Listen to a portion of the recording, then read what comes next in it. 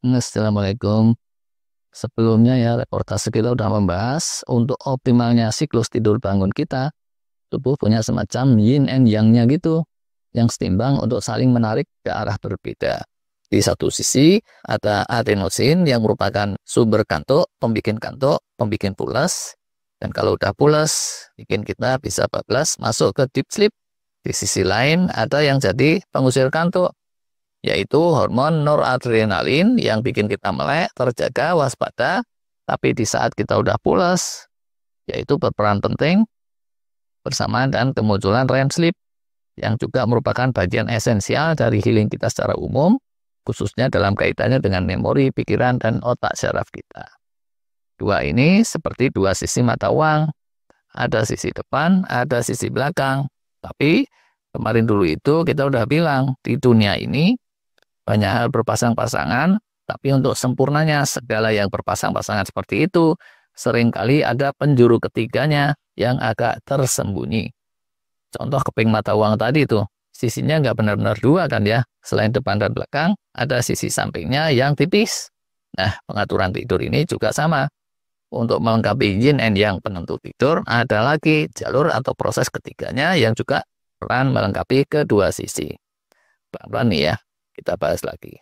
Pertama, ada jalur adenosin atau jalur homeostasis yang bagian munculin rasa kantuk dan bikin kita cepat pulas. Peran penting dalam mengoptimalkan deep sleep. Kedua, ada jalur noradrenalin atau norepinefrin yang bagian munculin keterangsangan, rasa penasaran, dan mengusir kantuk. Tapi kalau muncul saat kita udah pulas, dia bikin optimal REM sleep. Nah, selain dua jalur itu, ada lagi jalur ketiga, oleh beberapa pakar disebut jalur C atau proses sirkadian atau proses ritme biologis kita, atau sering disebut juga sebagai jalur melatonin. Jalur ketiga ini bisa jadi wasitnya nih kalau terjadi tarik-menarik antara jalur 1 dan jalur 2. Bukan kayak wasit juga, Ding. Tapi tahu kan ya, bisa aja kejadian adenosin kita itu numpuk banyak, tapi di sisi lain hormon noradrenalin juga tinggi. Hasilnya gimana tuh? Nah, kadang hari itu cerah, matahari bersinar terang, kadang kala mendung gelap, terus turun hujan. Tapi sesekali, di saat matahari bersinar terang, hujan pun bisa turun sekalian kan ya. Mungkin beberapa penonton relate juga dengan keadaan ini. Mata kayaknya udah sepet, lengket, tapi dipakai rebahan, nggak kunjung terlelap. Berjam-jam ngolet aja sana-sini. Ujungnya ini nasib-nasiban. Bisa terus tetap tertidur juga, kalau ada penguatan dari jalur ketiga, atau bisa juga berujung insomnia sampai pagi atau menjelang pagi. Hormon melatonin ini secara garis besar ada dua kubu. Pertama, yang diproduksi di kelenjar pilenial di otak yang terus mengalir ke seluruh tubuh melalui aliran darah. Tapi di luar itu, di dalam sel-sel atau mitokondria sel-sel, dan juga di dalam setiap sel bakteri di perut kita, itu ada lagi melatonin yang jumlahnya kalau ditotalin bisa jadi lebih banyak dari yang mengalir di aliran darah. Saat malam tiba, kita jadi ngantuk, pengen tidur, karena biasanya jam-jam segitu itu emang waktunya kita mapan tidur. Jadi bangun sama juga, karena sudah otomatis sesuai kebiasaan keseharian, mengikuti ritme biologis, ritme sirkadian, dan kalau terus terganggu sama jet lag, yang parah atau apa gitu, kita bisa ngantuk berat di siang hari, karena tubuh kita masih ikut jam Sidoarjo gitu yang masih dini hari, padahal saat itu kita sedang di Selandia Baru yang sudah menjelang tengah hari. Atau sebaliknya. Tentunya ini setelah beberapa waktu kalau diberi kesempatan, tubuh dan siklus melatonin kita itu bisa menyesuaikan dengan ritme siang malam setempat. Cuman masalahnya kalau perjalanannya terus-terusan, belum lagi penyesuaian udah kena jet lag lagi. Baru mau penyesuaian jet lag lagi. Kalau gitu terus, berat juga tuh urusannya, dan mestinya sebisa-bisa dihindari aja. Melatonin ini bisa juga diasup sebagai suatu suplemen, tapi masih diperdebatkan oleh banyak pihak.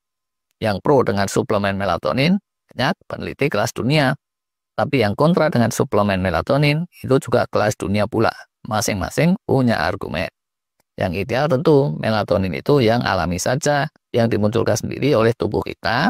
Tapi seiring faktor produksi melatonin di tubuh kita menurun, masa kita mesti nyerah begitu aja? Padahal melatonin itu punya banyak peran untuk recovery atau pemulihan kondisi kita.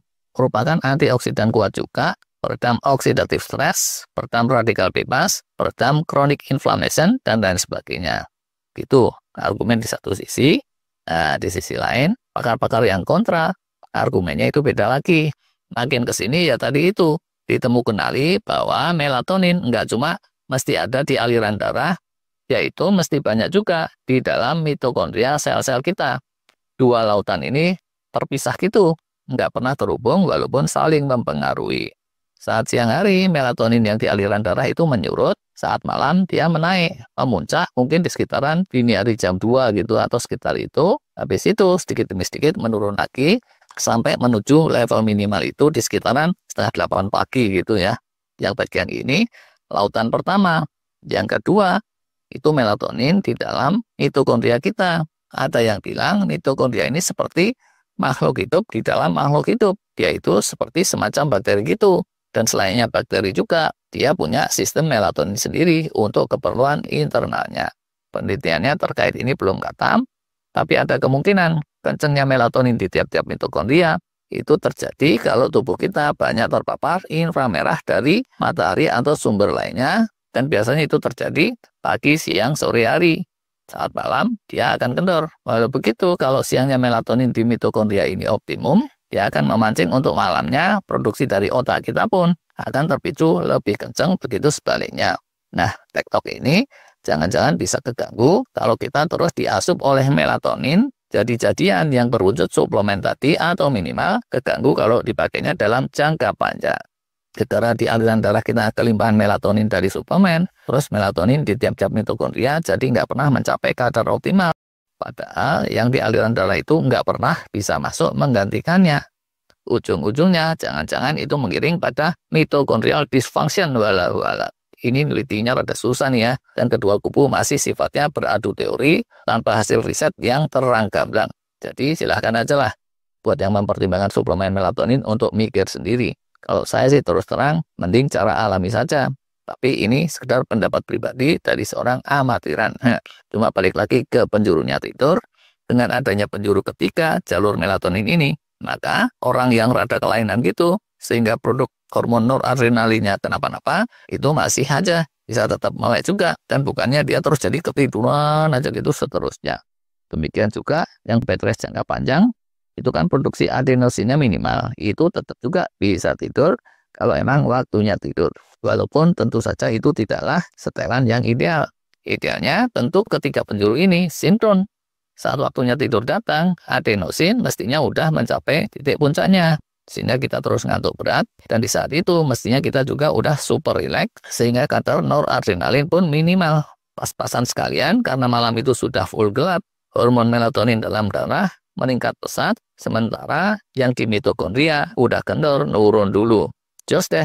Kalau terjadi seperti itu, tidur kita jadi cepat, nggak gampang kebangun juga, terus semalaman bisa dapat 4 cycle lengkap atau 5 cycle gitu, syukur-syukur. Satu cycle itu kira-kira 90 menit. Separuhnya itu light sleep, kira-kira segitu. Bagian tidur yang kelas biasa, selebihnya itu bagian tidur pulasnya. Di awal-awal itu yang kenceng deep sleep, yaitu selagi kental-kentalnya melatonin dan masih tingginya adenosin. Di cycle-cycle akhir itu yang banyak mestinya bagian REM sleep-nya, yaitu saat adenosin dan melatonin udah rada nurun dan noradrenalin mulai muncul lagi. Pada akhirnya saat pagi atau menjelang pagi kita pun terus bisa kebangun dalam keadaan fresh, seger. Noradrenalin mungkin di pagi hari itu perannya diperkuat terus dengan kemunculan hormon kortisol sekalian. Siap deh kita untuk kerja lagi, bertebaran di muka bumi mencari karunia Allah. Seharian terpapar matahari dan seterusnya, melatonin di tiap-tiap mitokondria sel jadi optimal. Kondisi itu akan jadi pemancing maksimalnya produksi melatonin pada malam selanjutnya. Dan seiring dengan kerja banting tulang, itu adenosin kita juga akan numpuk lagi, siap untuk ngencengin rasa kantuk di malam hari. Nah gitu, kalau kerja kita mantap, di akhir hari itu kita juga akan cenderung merasa puas, bahagia, muncul hormon-hormon kebahagiaan, serotonin, endorfin, oksitosin. Dan seiring permunculannya hormon-hormon kebahagiaan ini, hormon-hormon stres akan keredam, yaitu termasuk adrenalin, noradrenalin, kortisol, dan seterusnya. Ujungnya kita jadi gampang tidur lagi kayak sebelumnya. Gitu aja terus, itu kalau siklus yang bagus.